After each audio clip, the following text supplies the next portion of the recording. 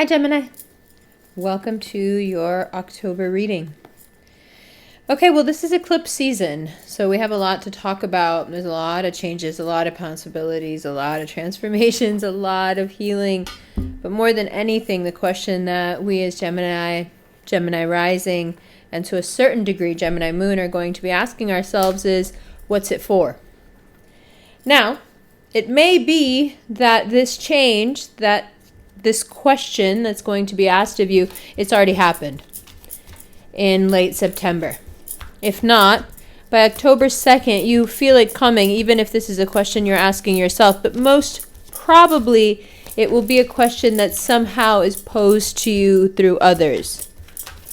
What's it all for? And the truth, the answer to that question will also be given to you. It's a time where you have to tell the truth about things that have to do with your foundation, with your home, with why you've done what you've done up until now. And in some respects, the truths that you think you've been carrying around that have been a part of your foundation that you realize mid-October aren't true at all. So it will seem chaotic, but it has a lot of purpose, okay? Because this truth, even if it upsets your foundations, it's doing so only so you can win, so you can get smarter. And what is this truth generally going to be about? For most of us, this is an eclipse season that has to do with value. Again, like I said, what is it all for? For most of us, the thing that we find detestable, the thing that we can't live with, is the idea that someone didn't have the potential that we thought they did. That somehow we misjudged the situation. To find the truth, especially in that home sector, and then to go on and have these eclipses in areas of your life that have to do with how you deal with others. It shows you the true value of people and how much they value you, but mainly their true value as people. And once you see it, it's hard to stay.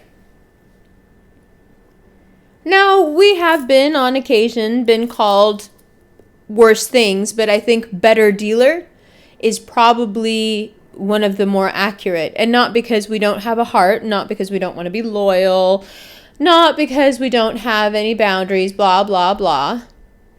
No, I think that once we realize that we're fundamentally different from someone, in that their potentiality is at a low that we cannot tolerate, we just leave. A lot of times our leaving seems so arbitrary. And sometimes I think we like for you to think it's arbitrary because it's easier than hurting your feelings with the truth. Which is, oh my God, I know I'm moving this too much. I just want to get these wires out of the way. And the truth is that whatever we've realized, whatever truth we've come across, we can't unsee it. And what that truth told us is that our potentiality isn't the same. We're not going in the same direction, and we're not going to end up in nearly the same place. When Mercury goes direct, it's easier for you to think about this within yourself. When Mercury goes direct, it will do so in Virgo, where it is now, where it's come back to after being in Libra. So it's back into mutable energy, and it wants you to think about not only this larger question, of course, what's it all for? Where is that value? Where have you misplaced it? Who did you put too much value in? Who did you not put enough in? where did you misplace that value, and how is it coming back to haunt you now? And what can you do about it? Now,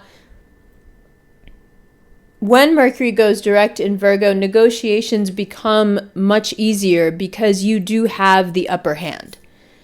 And so they're easier, not in general, they're easier for you. Okay?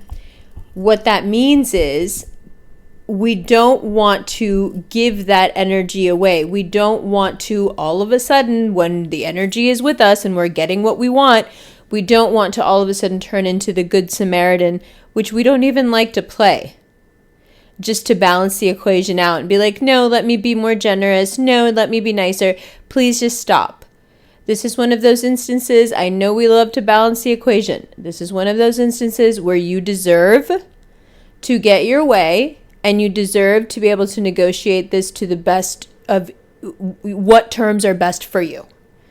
Okay? So don't give in to that urge to want to be super, super nice when you're getting exactly what you want out of some sense, I don't know, pity, or again, just wanting to be the other side of the coin, whatever it is that we do, whyever we do it. It's not the point. Now, what else does Mercury deal with when it goes direct in Virgo? It's right at the beginning of the month, technology and taxes.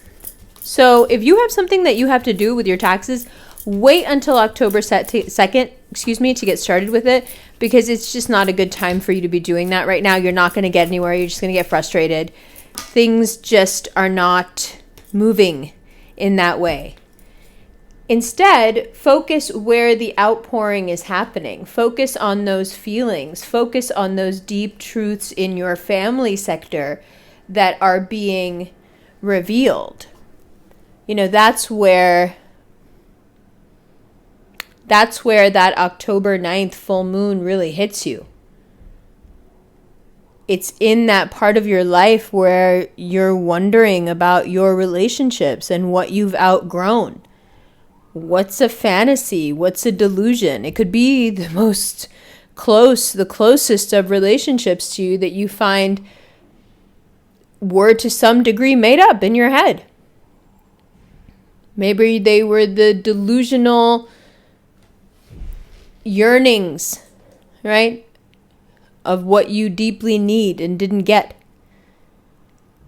And as painful as that can be to face, the freedom you feel after facing those truths, the freedom you feel once you can integrate the truth of needing something so much and not getting it, to the point where you delude yourself into thinking that this person loves you, or this person cares for you, or this person will be there for you, whatever it is. It's a really terribly difficult illusion to wake up from, but one that's really necessary if we want to make progress with the more nourishing or the more positive relationships in our life. The delusional relationships, you would think that because they're not real, that they would take up very little time. In fact, they take up so much more time, because you're doing the work of two people. Whether that person is real or not doesn't even matter, because they're not doing anything to contribute. You're doing this in your head. And often, because Gemini are hopeless romantics, we can get stuck in this loop. So a lot of you are with partners who you're looking at in October and you're like, do I even want to be with you? Or am I just doing this? Am I deluding myself into thinking that you feel a certain way about me when I don't think you actually do? And the thing that makes it worse is that we're really smart and we should know better, and where's our brain and why aren't we using it? Well, we have a tendency when we love someone to activate all our sympathy pathways and have as much sympathy for them as possible, which I would like to point out is very different from empathy. Empathy is just knowing how somebody else feels. Sympathy is knowing how somebody else feels and being able to, have the care and concern that you would have if you were going through it, and have the same reactions as if you were going through it. But we also do get to a point where our sympathy pathways turn off. We're still empathetic. We still feel how the other person feels. We just don't care anymore. Okay, so just because you can get along with people, just because you can make people, just because you can fill in the gaps for people, let's put it that way, just because people don't have to do as much for you as they would for someone else because you can pick up so much of the slack, doesn't mean that you don't have that end point where your sympathy pathways turn off and you just don't care anymore. This Eight of Swords, it's not just hitting you. This is hitting everyone around you when they realize that you're done. Every few years, you get to the point where you look around and you realize that every person you know is in some respect taking advantage of you, and you get fed up and you get done. Except this is like the granddaddy of those moments. There's such a potent amount of retrogrades going on that the things that you're done with right now don't necessarily have anything to do with what's going on in the present. These are all things that are speaking to a much, much larger wound, a much larger pain, a much larger wound that's still being picked at, a wound that's still actively being reopened. And the beginning of October, if not already, you're like, this sucks. Why should I do this anymore? Why should I believe this person loves me anymore and therefore tolerate this behavior anymore? Why should I keep telling myself this story about this person when they've done nothing to make me actually believe that this could be true? They've done nothing to actually live up to this. These kind of things, okay? You find new, real people. And you stop hiding. You come out of your isolation. You get really social. At the full moon, you remember. You remember who you are. You remember who other people are. And you know what?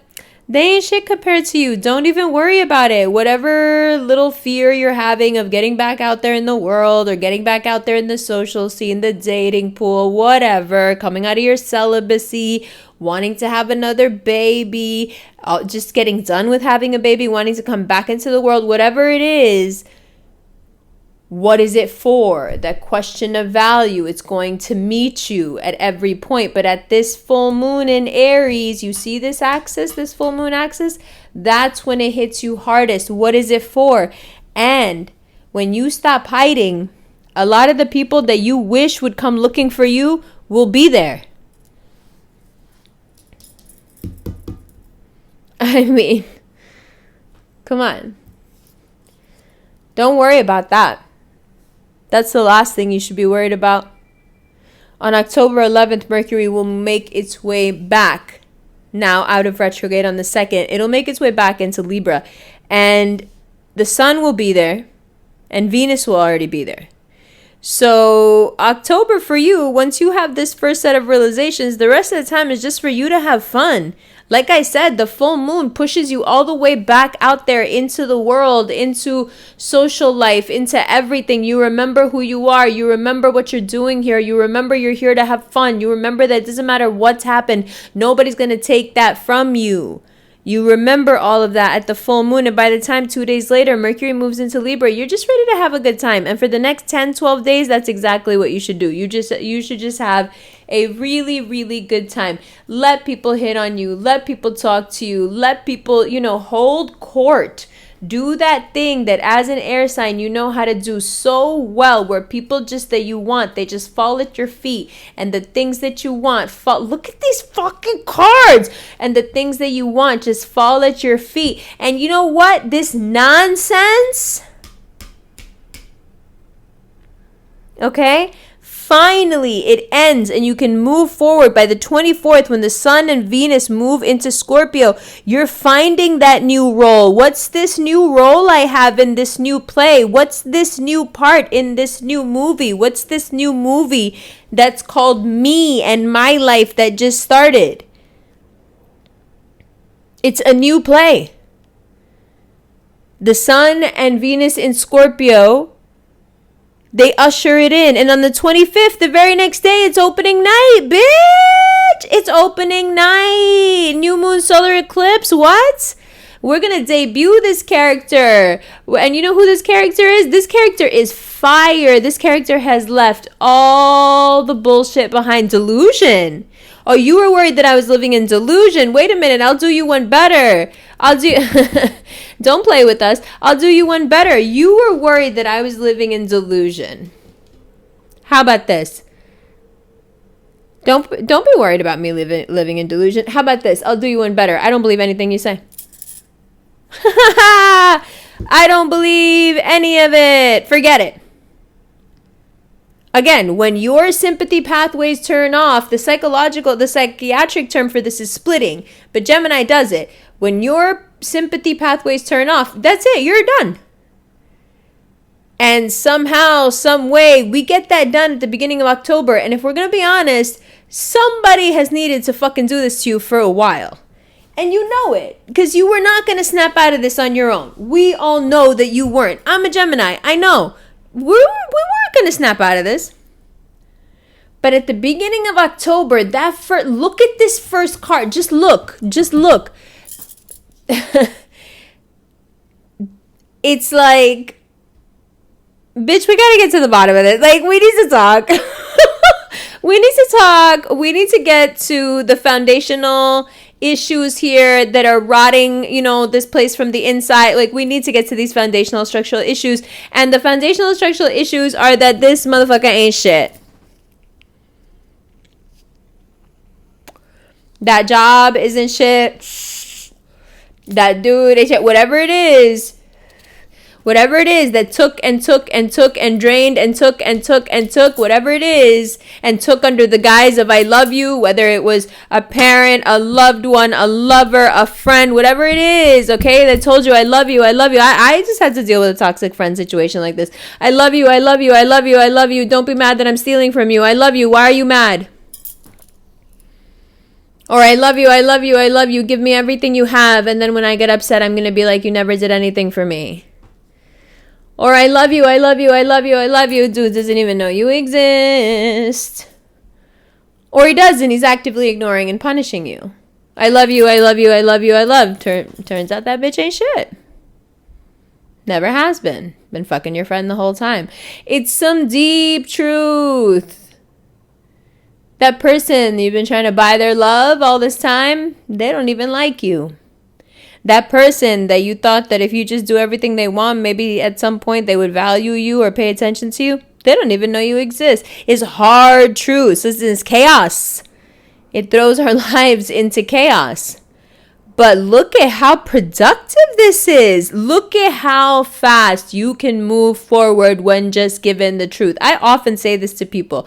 I've often said this in romantic relationships. I know why you didn't tell me the truth. Because once I have the truth, I'm good to go. I move fast when I have the right information. That's the thing that fucks Geminis up, is that when we don't have the right information, we're fucked. That's what it is, because we're working off faulty information. That's the hitch. That's where we can get in trouble.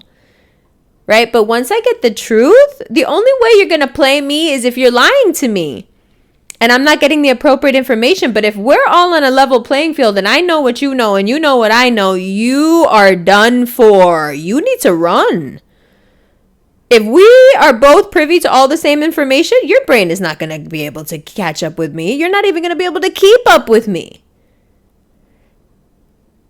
Okay, this first card is like, listen, we need to get these delusions out of the way so we can have a real life, so we can have some real fun, so we can feel something real again. What is it all for? The money, what's it all for? The work, the incessant workaholic tendencies, what is it all for?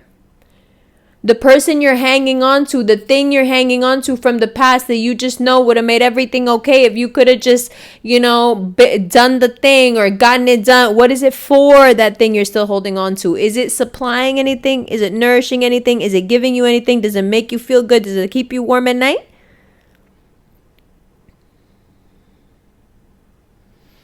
Man, I told them on the podcast they shouldn't have given me a microphone because all my Christian Slater pump up the volume dreams are coming true and I really can't stop myself anymore. But let's talk about this new play. Because look at you. Just look at you. Just look at you. And soon it's going to be time for our full moon. You know that, right? Oh, yes. Oh, yes. Big, big, big changes. Big things coming for us in all sectors, but especially in this no man's land that for us, this unbearable gray area of relationships where we give and give and give as much as we possibly can, and at every turn seem to be brutally rebuffed by this just incessant ungratefulness, rejection, pain.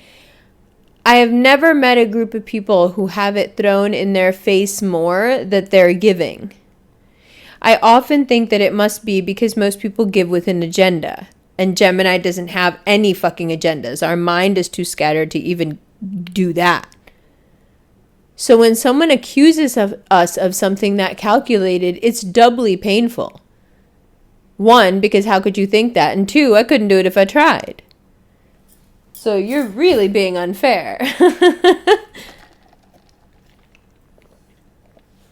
But this new play, like I said, What's It All For is the name of it.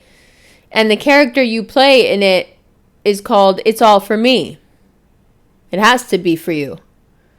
The question is not being posed so you can answer it with friends and family and obligations and all the things I promised I would do. What's it all for? In the rhetorical sense, what is this all for if everyone ends up going to the same place? We're all in line.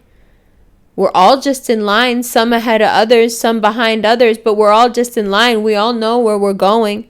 If there's one certainty in life, if there's any certainty in life at all, because there's none, it's just that one, that you'll die.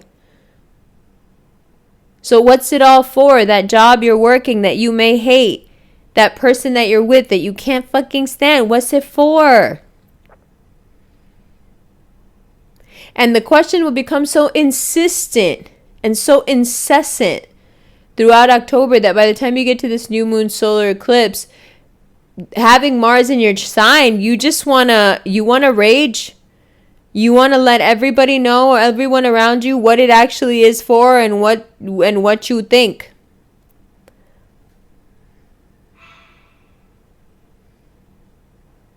A couple of days later, Mars in your sign will go retrograde. And remember here that Mars will be in Gemini for 7 months. Every part of your life that you think right now is dead and gone, every part of your life that you think is somehow locked up, never to come back to life, never to warm up, never to get cleaned up, never to see the sun again, you're wrong. Mars will spend an extended time roaming through your mind, kicking over anything that doesn't work, giving orders, cleaning things up, taking charge. And in that interim, Gemini Sun, Gemini Moon, Gemini Rising, people may not necessarily be all that happy with you.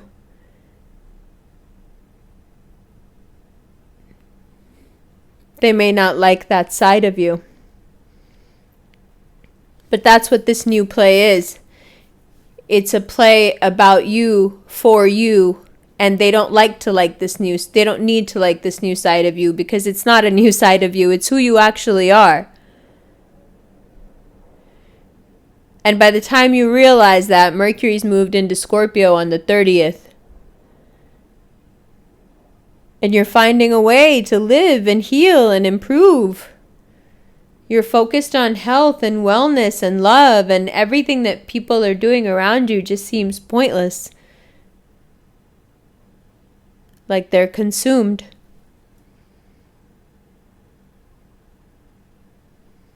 But you have an outlet. You're not consumed because you have all this passion in your life. Sure, it's not always easy, but it's passion nonetheless. Sure, it's not always positive. Sometimes it's really hella toxic. But passion and strength nonetheless.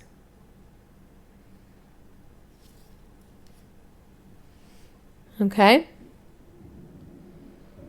Now, in the extended, we're going to talk about this Tower card, the Fool, the Fortune, the Wheel of Fortune, the Ten of Cups, and the Scorpio card. And we're also going to go into more details about reevaluating your energy and so many of the hard truths that you're holding back right now that are holding your energy behind them. So you don't have access to that energy until you can, it doesn't have to be some long drawn out thing. And eclipses are so wild, on top of which they're in a wild axis right now. So this can happen very suddenly. And if you're not rigid and if you're open to it, and you can face these hard truths and get past it, then,